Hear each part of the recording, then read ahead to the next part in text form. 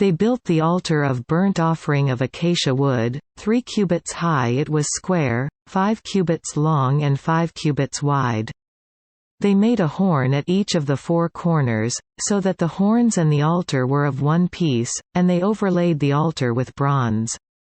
They made all its utensils of bronze, its pots, shovels, sprinkling bowls, meat forks and firepans.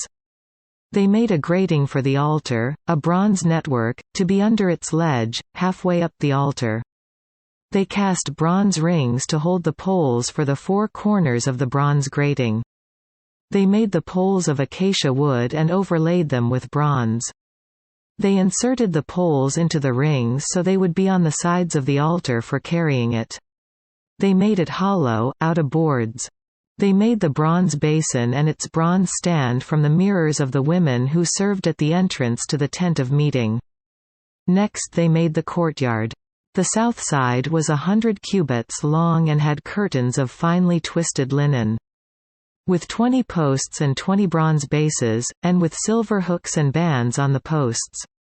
The north side was also 100 cubits long and had 20 posts and 20 bronze bases, with silver hooks and bands on the posts.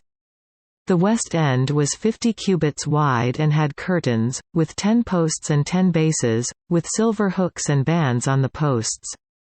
The east end, toward the sunrise, was also 50 cubits wide.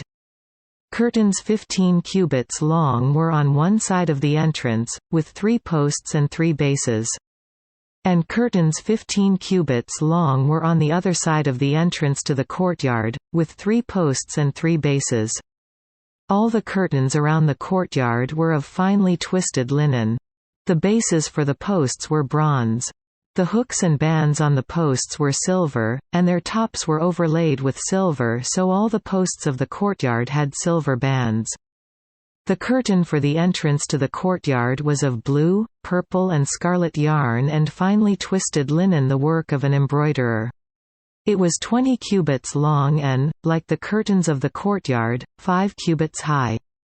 With 4 posts and 4 bronze bases. Their hooks and bands were silver, and their tops were overlaid with silver.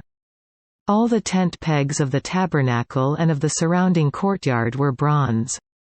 These are the amounts of the materials used for the tabernacle of the testimony, which were recorded at Moses's command by the Levites under the direction of Ithamar son of Aaron, the priest.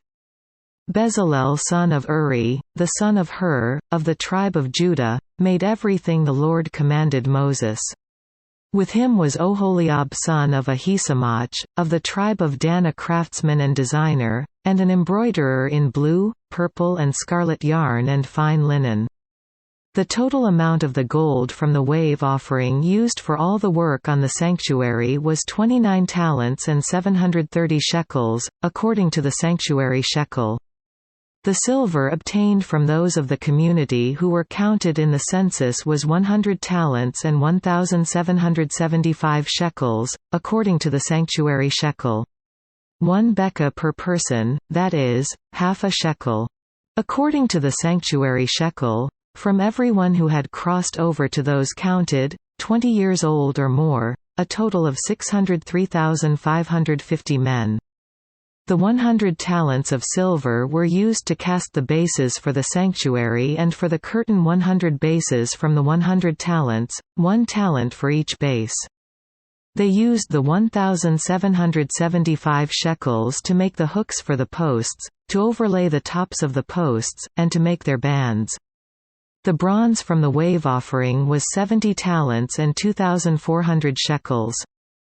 They used it to make the bases for the entrance to the tent of meeting, the bronze altar with its bronze grating and all its utensils. The bases for the surrounding courtyard and those for its entrance, and all the tent pegs for the tabernacle and those for the surrounding courtyard.